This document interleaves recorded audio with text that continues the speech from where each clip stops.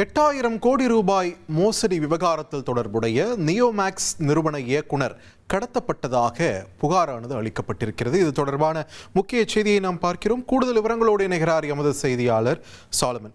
சாலமன், வணக்கம். இந்த புகாரின் பின்னணி என்ன? விசாரணை தற்பொழுது எந்த கட்டத்தில் இருக்கிறது? விரிவான தகவல்களை பதிவு பண்ணுங்க. மேடவாக்கம் பகுதியை சேர்ந்தவர் சார்லஸ். 52 வயதான இவர் இன்று மதியம் நாவலூர்ல இருக்கக்கூடிய ஒரு தனியார் மால்ல கார்ல சென்றிருக்கிறார்.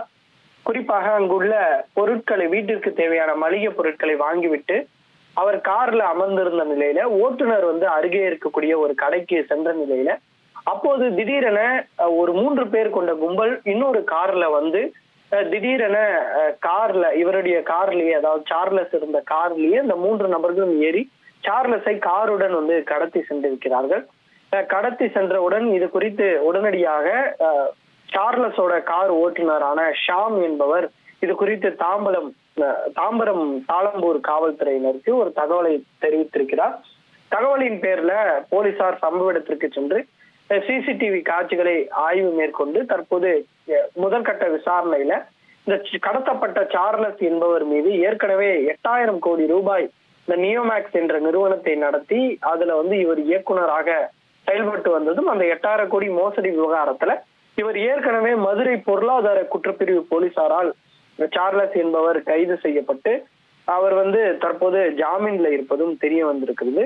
இந்த விவகாரம் தொடர்பாக ஏற்கனவே சுமார் 7,000 கோடி மதிப்புள்ள சொத்துக்களை மத்திய பொருளாதார அந்த குற்றப்பிரிவு போலீசார் ஏற்கனவே முடக்கி இருக்கக்கூடிய நிலையில் விற்பனை செய்யப்பட்டு இருக்கிற நிலையில தற்போதைய இயக்குனரான சார்லஸ் என்பவர் கடத்தப்பட்டிருக்கக்கூடிய சம்பவமானது அப்பகுதியில பெரும் பரபரப்பை ஏற்படுத்தியிருக்கிறது. இது தொடர்பாக தாளம்பூர் போலீசாரும் 2 பிரிவுகளின் கீழே கடத்தல், சட்டவிரோதமாக அடைத்து வைத்தல் உள்ளிட்ட 2 பிரிவுகளின் கீழே தற்போது வழக்கு பதிவு செய்து போலீசார் அங்குள்ள சிசிடிவி காட்சிகளை ஆய்வு செய்து கடத்திய நபர்கள், பணத்தை இழந்தவர்கள், பாதிக்கப்பட்டவர்கள் கடத்தி இருக்கலாம் எனவும் சந்தேகத்தின் பேர்ல தற்போது போலீசார் விசாரணை மேற்கொண்டு வருகின்றனர்.